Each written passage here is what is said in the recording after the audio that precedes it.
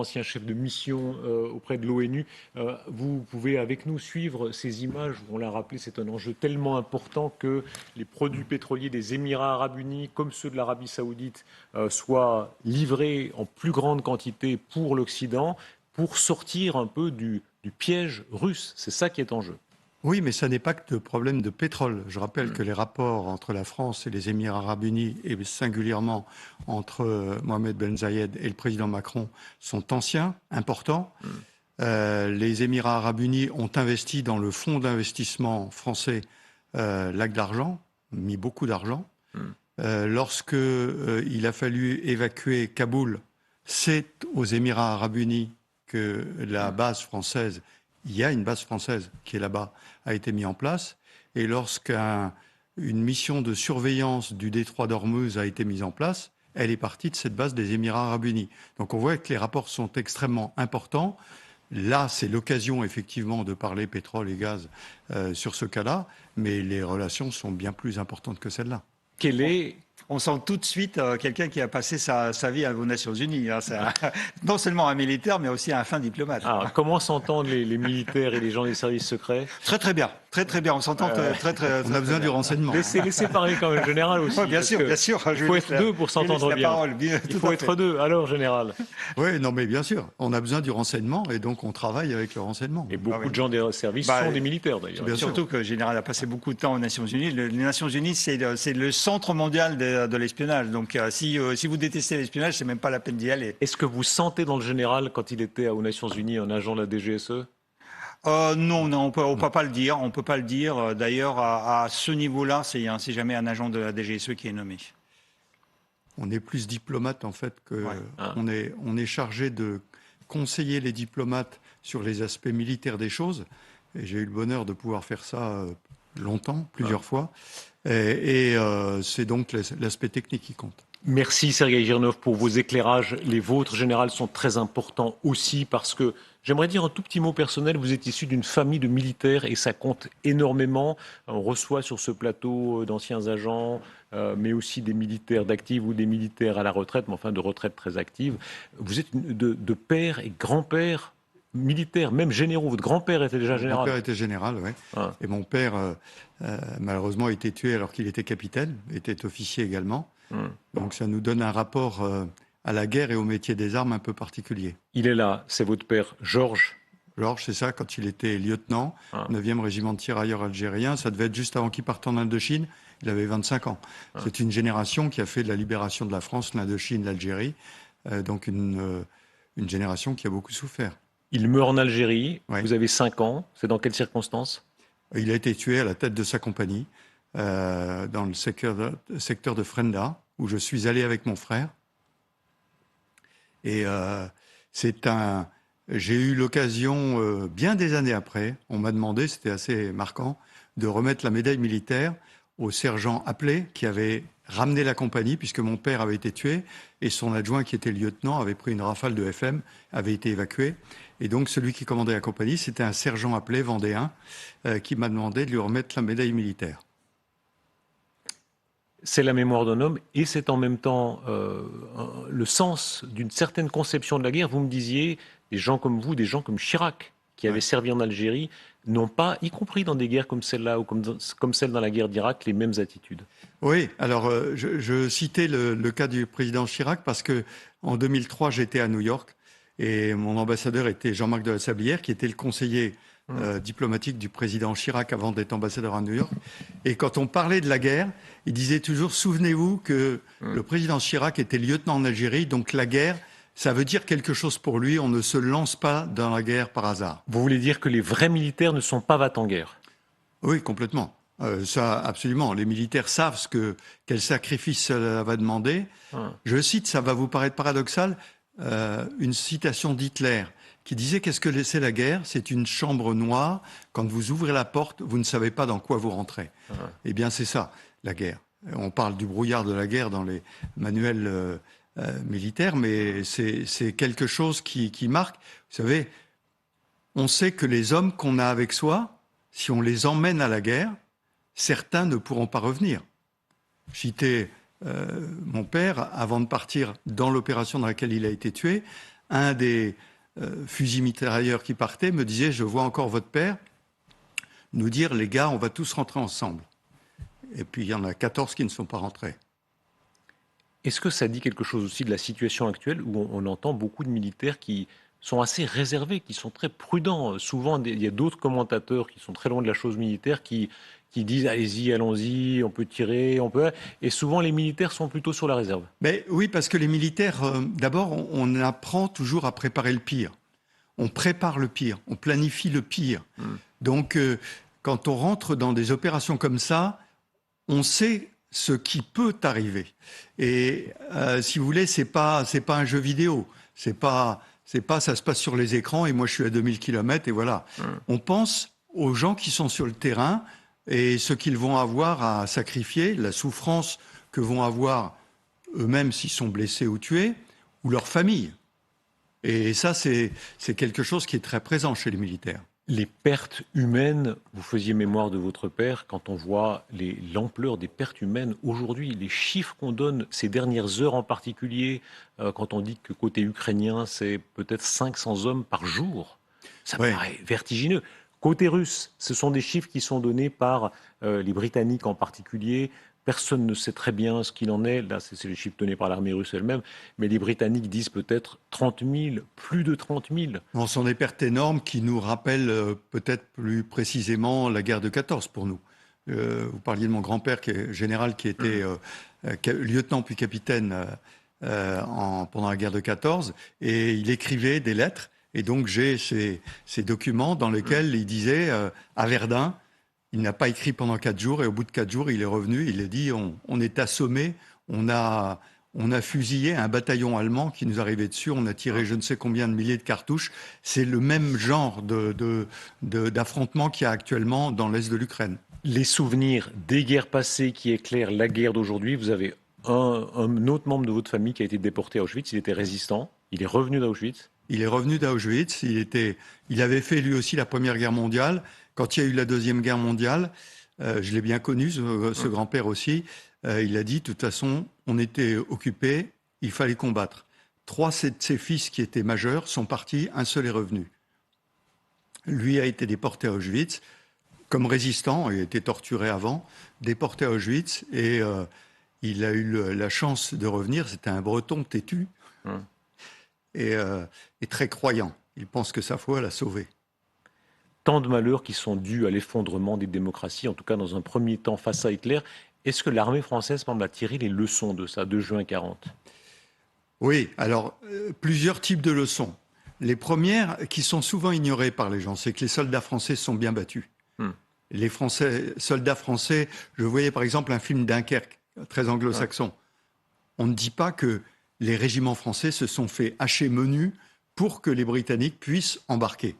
Le régiment, le 12e chasseur où j'étais, ils ont été jusqu'au colonel qui a été fait prisonnier à ce moment-là. Oui. Donc, il y a le préjugé primitif d'une France lâche. Non, c'est faux. Ils se sont bien battus. Mais la stratégie, la tactique même, les gens n'avaient pas de radio, par exemple. Donc des motards portaient les messages dans les chars. Donc tout ceci fait que la force mécanique, comme le disait le général de Gaulle, souvenez-vous de son discours, la force mécanique, mais demain, nous aurons cette force mécanique. Et ce qu'il y avait d'important, c'était la foi dans le pays et la volonté de combattre. Et un certain nombre, dans la résistance, l'ont eu. Est-ce qu'il y a le risque que l'on vive dans le même type d'illusion aujourd'hui? Vous citiez de Gaulle, il y a ces pages incroyables, on les rappelait hier, dans les mémoires de guerre. Il va voir Léon Blum, il lui dit attention, on n'est pas prêt. Et puis Léon Blum, il est distrait, il est gentil, il écoute, etc. Mais d'une oreille, et puis les dirigeants de cette époque, Blum et tous les autres, ne font pas l'effort militaire qu'il aurait fallu faire dans les années 30. Est-ce qu'il y a quelque chose de ça aujourd'hui où on sous-estime le danger? Non, alors je ne le pense pas. Je pense d'abord que depuis 5 ans, la France a remonté son niveau. Elle a augmenté ses budgets, sous Emmanuel Macron, de manière constante. Voilà, donc ça s'appelle réparer, parce qu'il y a eu 20 ans avant de destruction. Donc 20 ça a été une erreur? Allez, la destruction, oui, les dividendes de la paix. Il n'y aura plus jamais la guerre, on voit où on en est aujourd'hui. Donc ces 5 ans de réparation étaient nécessaires. Les chefs d'état-major des armées, en plus, ont pris la précaution de garder tout l'éventail échantillonnaire, certes, mais tout l'éventail. Donc maintenant, le challenge, c'est quoi? On doit passer à 3 milliards d'augmentation l'année prochaine. Avant, c'était 1,7 milliard. Le président a demandé qu'on réévalue. Comment va-t-il falloir réévaluer en hausse? Et là, je m'adresse plutôt aux citoyens qu'au président et aux militaires. Entre le pouvoir d'achat et l'augmentation du budget de la défense, quel va être le choix? Vous parliez de l'époque de M. Blum et on parlait du choix entre du beurre et les canons. Eh bien, le choix avait été fait. Eh bien là, c'est la question qu'on doit se poser. Parce que, est-ce que la guerre va s'arrêter là? Il faut continuer la montée en puissance, avoir ses capacités, des capacités militaires, mais j'en reviens toujours aux citoyens, la résilience, la capacité pour les citoyens de se rendre compte que c'est leur affaire, la défense nationale. Mais est-ce que c'est une erreur d'avoir trop misé sur la seule protection nucléaire quand on voit sur ces plateaux, à la lumière de cette guerre, on nous dit qu'il n'y a que 240 chars français, par exemple, aujourd'hui, 240 chars, ça paraît tellement peu par rapport aux pertes qu'il y a en ce moment sur le front ukrainien. Mais comme je le disais, échantillonnaire, va-t-on augmenter les chars, l'artillerie solaire, etc. En revanche, j'écoutais tout à l'heure avec Sergueï votre échange sur la dissuasion nucléaire. Je partage absolument pas son point de vue. C'est-à-dire ? Le président Poutine, quand il a parlé nucléaire, nous avons parlé nucléaire. Et nos sous-marins étaient présents, et ils le savaient. Et les sous-marins nucléaires russes sont rentrés dans les ports. Le dialogue nucléaire a fonctionné. Si vous voulez, c'est bien d'en avoir Précisez bien, il y a ce moment en mars où, je crois que c'est un secret de polichinelle, le télégramme de Brest a sorti l'information. 3 sous-marins lanceurs d'engins, 3 sous-marins nucléaires sont sortis en mer.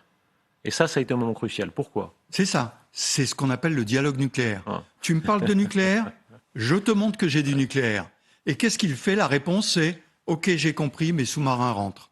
Ça veut dire que le dialogue a fonctionné. Et si vous voulez, évidemment, il y a beaucoup moins de têtes nucléaires en France. Mais enfin, ça va vous raser quand même une partie de la Russie. Donc, en avoir 6000 ou après ça, il y a la technologie qui rentre là-dedans. C'était inédit la sortie de ces 3 sous-marins, donc armés, en conditions de combat absolues, n'est-ce pas? Il y a jamais eu, c'est la première fois que ça se présentait. Et ça, je pense que le président Poutine a bien reçu le message. Donc ce qui s'est passé, parce qu'on commence à décrypter ce qui se passe aussi en coulisses, quand M. Le Drian a prononcé le mot nucléaire, c'était au journal de TF1, et quand ensuite l'armée française fait sortir ces 3 sous-marins nucléaires, c'est ce que vous appelez du dialogue. Exactement, c'est ce que j'appelle du dialogue. Du dialogue nucléaire. Ouais. On en parle, mais on le montre également. Tout à fait, tout à fait. Le risque tactique, le risque d'une arme tactique, est-ce que vous y croyez que la Russie soit assez folle, audacieuse ou folle pour utiliser non pas la bombe nucléaire, non pas le Sarmat qui raserait une partie de la France, mais en Pologne, en Estonie, en Lituanie, ou simplement en Ukraine. Je dis simplement parce qu'elle n'est pas dans l'OTAN, mais Dieu sait, ce sera un autre drame. Un point visé par une arme tactique nucléaire. Moi, j'y crois pas pour 2 raisons. D'abord parce que le nucléaire reste le nucléaire, qu'il soit tactique ou stratégique. Même pour eux. Les armements tactiques, c'est quand même 10 fois Hiroshima. Vous voyez les dégâts d'Hiroshima. Ça, c'est le premier point. Et le deuxième point, c'est pour faire quoi? Qu'est-ce que ça obtiendrait sur le plan tactique? En revanche, je pense que le président Poutine sait que le jour où il utiliserait l'arme nucléaire, la vision du monde vis-à-vis de la Russie changerait complètement.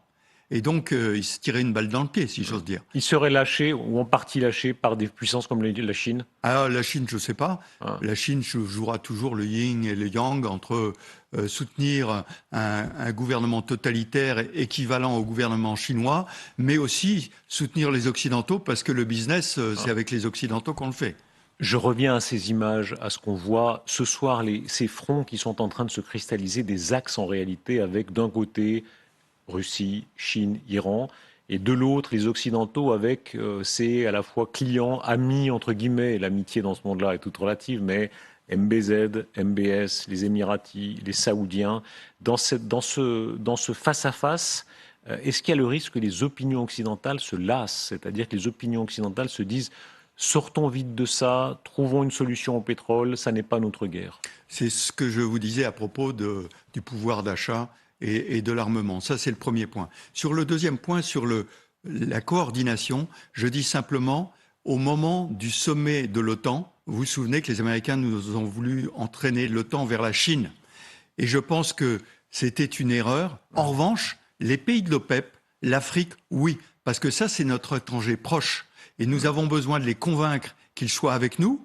D'abord, parce que Poutine se rende compte qu'il a vraiment quelque chose face à lui, mais aussi parce que nous avons besoin d'eux. Et on le voit aujourd'hui avec la visite de MBZ, on a besoin d'eux parce que le pétrole, parce que le gaz, parce que les investissements, nous faisons partie du même monde et on aurait dû leur démontrer ça à ce moment-là. Est-ce que c'est notre guerre? Dieu sait si les mots comptent et on entend depuis quelques jours des gens dire « attention, ça n'est pas notre guerre ». Alors je pense que c'est notre guerre pour une raison simple, c'est que nous avons face à nous un gouvernement, un État totalitaire, totalement isolé. Le président Poutine, c'est un Staline, totalement isolé, et que la survie de son régime est son idée principale. Et pour cela, il peut aller très loin. Et nous devons penser à un pays comme l'Ukraine, qui s'est rapproché considérablement de l'Europe et qui devenait dangereux pour la Russie, pour le président Poutine, parce que la perméabilité entre l'Ukraine et la Russie aurait fait qu'à un moment ou un autre, en Russie, les idées européennes auraient perfusé. Et donc je crois que c'était ça.